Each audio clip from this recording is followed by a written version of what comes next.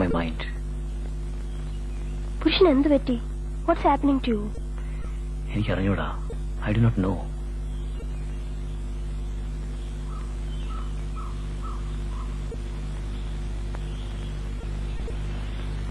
ദേവീസങ്കല്പത്തെക്കുറിച്ച് നീ വർക്ക് ചെയ്തിരുന്ന പേപ്പേഴ്സ് എല്ലാം ശരിയായോ? ഒരു വിധത്തിലൊക്കെ ശരിയായി. ഉടനെ സബ്മിറ്റ് ചെയ്യണം. ചെന്നാൽ ഉടനെ ഗൈഡിനെ കാണണം.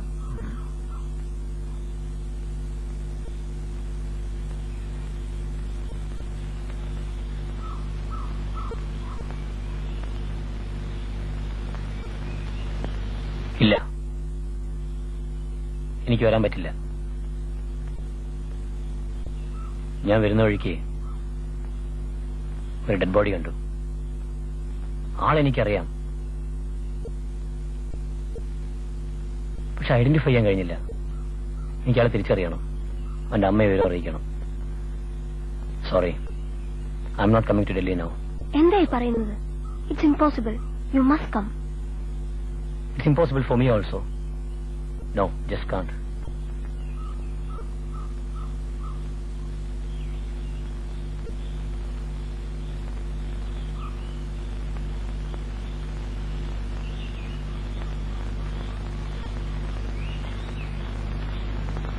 കുറച്ചു സമയം ഇരുന്നിട്ട് പോയാൽ പോരെ?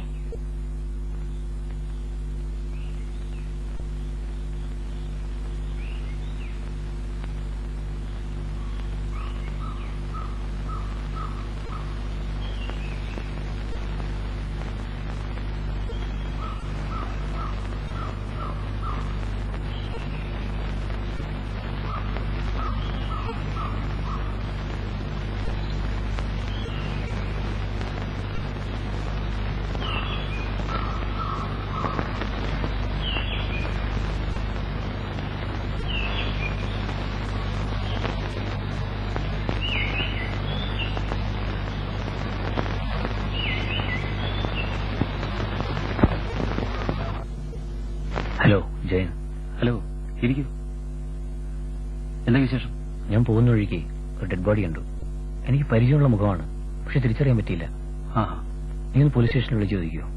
ഞാൻ വിളിക്കാം.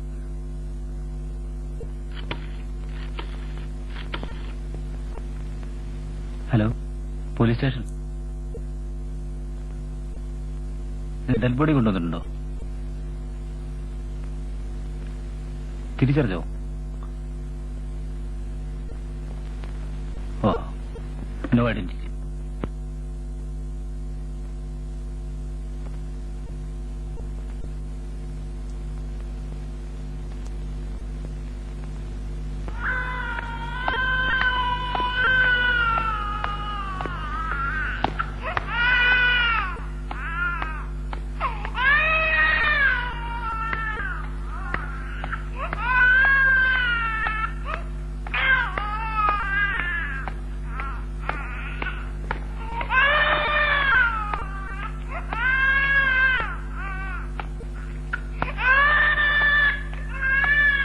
കേരളത്തിലെ മുഴുവൻ മെഡിക്കൽ വിദ്യാർത്ഥികളും ഏതാണ്ട് ഐതിഹാസികമായ ഒരു സമരത്തിന്റെ പാതയിലാണ്.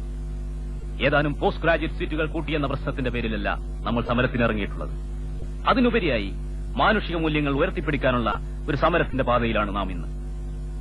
ഊന്നിപ്പറയേണ്ട ഒരു കാര്യം, ഈ മെഡിക്കൽ വിദ്യാഭ്യാസം അല്ലെങ്കിൽ മെഡിക്കൽ വൈദ്യശാസ്ത്ര രംഗം തന്നെ കച്ചവട താൽപര്യങ്ങൾക്ക് അടിയറ വെക്കാനുള്ള നീക്കമാണ് നടക്കുന്നത്. ഇതിന്റെ പിന്നിൽ പ്രവർത്തിക്കുന്നത് സ്വകാര്യ മൂലധനത്തിന്റെ പ്രതിലോമ ശക്തികളാണെന്ന് നമുക്കെല്ലാവർക്കും അറിയാം. സ്വകാര്യ മൂലധനത്തിന്റെ നീരാളിപ്പിടുത്തത്തിനെതിരായിട്ടുള്ള ചെറുത്തുനിൽപ്പിലാണ് നമ്മുടെ സമരത്തിന്റെ പ്രസക്തി അന്വേഷിക്കേണ്ടത്. അതുകൊണ്ട് തന്നെ ഈ സമരത്തിൽ നമ്മുടെ വ്യക്തിപരമായ താൽപര്യങ്ങൾക്കും വ്യക്തിപരമായ പ്രതീക്ഷകൾക്കുമല്ല മുൻതൂക്കം. മറിച്ച് സാമൂഹ്യ മാറ്റത്തിന്റെ സ്വപ്നങ്ങളുമായി നാം കണ്ണിച്ചേർക്കപ്പെടുകയാണ്. അതുകൊണ്ട് തന്നെ ഈ സമരം അന്തിമമായി പുതിയ മൂല്യങ്ങൾക്ക് വേണ്ടിയുള്ള, മനുഷ്യത്വത്തിന് വേണ്ടിയുള്ള ഒരു സമരമായി തിരിച്ചറിയപ്പെടേണ്ടതുണ്ട്. നമ്മുടെ മുന്നിലുള്ള ഇന്നത്തെ അടിയന്തര കടമ ഈ സമരത്തിൽ അടിയുറച്ചു നിൽക്കുകയും സ്വകാര്യ താൽപര്യങ്ങൾ പരിരക്ഷിക്കുന്ന ഈ ഭരണകൂടത്തിന്റെ സങ്കുചിത വീക്ഷണത്തിനെതിരായുള്ള പോരാട്ടമായി ഇതിനെ വളർത്തിയെടുക്കുകയും ചെയ്യുക എന്നതാണ്. ഇതിൽ ഏതു പരിധിവരെ പോകേണ്ടി വന്നാലും, ഏതൊക്കെ പ്രതിബന്ധങ്ങൾ ഉണ്ടായാലും അതൊക്കെ നേരിട്ടുകൊണ്ട് നമ്മൾ മുന്നോട്ട് തന്നെ പോകുമെന്ന്, എന്തു വില കൊടുത്തും ഈ പോരാട്ടം വിജയത്തിലെത്തിക്കുമെന്ന് ഈ ഘട്ടത്തിൽ നമുക്ക് പ്രഖ്യാപിക്കാം.